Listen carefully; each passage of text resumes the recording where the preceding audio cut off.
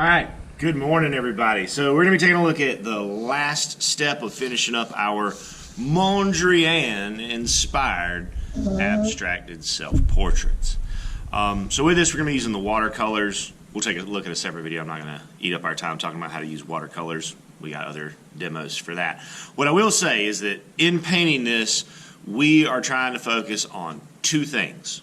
One of them is an element of art. The other one is a principle of design.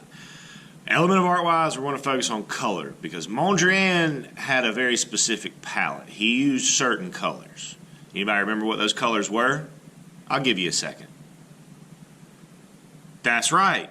Red, yellow, and blue. What we call the primary triad or the primary colors. So those are the three colors we want to be using. Yellow, blue, red.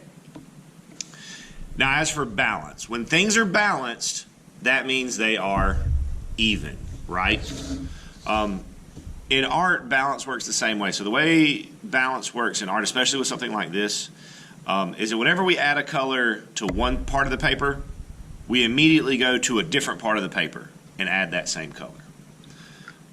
So for example, we'll start with some red. So I get my paint wet, always move my brush in the same direction. Now because we lined everything with the crayon, we don't have to be super careful. We still want to try to keep the color where we put it, but that crayon is going to help us out with that a whole bunch. So I got a red block there. So now I'm going to jump to the other side of the paper.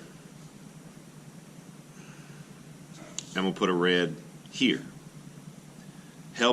Starting to create my balance. Keep moving around the page. Don't get stuck, locked into working in just one part. And then as you work, we want to try to make sure that we don't ever have a red right beside a red. It's okay if they touch on the corners, but we don't want the same colors beside each other like this. Now I'm going to go ahead and finish this out. I'm going to speed up the video so that you don't have to wait on me.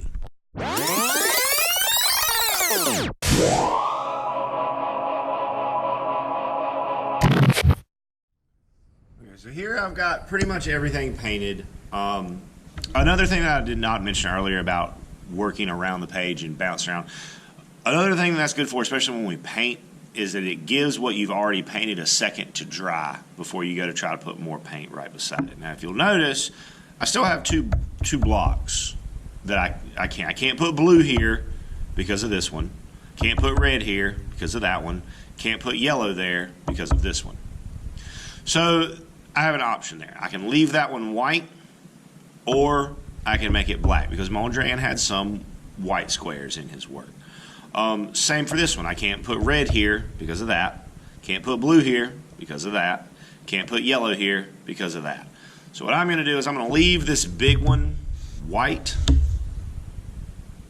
We'll put, I know this black looks kind of greenish, but it is black, I assure you. It's just because of the pigment that they used when they made this paint. All right, and that, my friends, is a finished Mondrian portrait. Best of luck to you. Happy arting.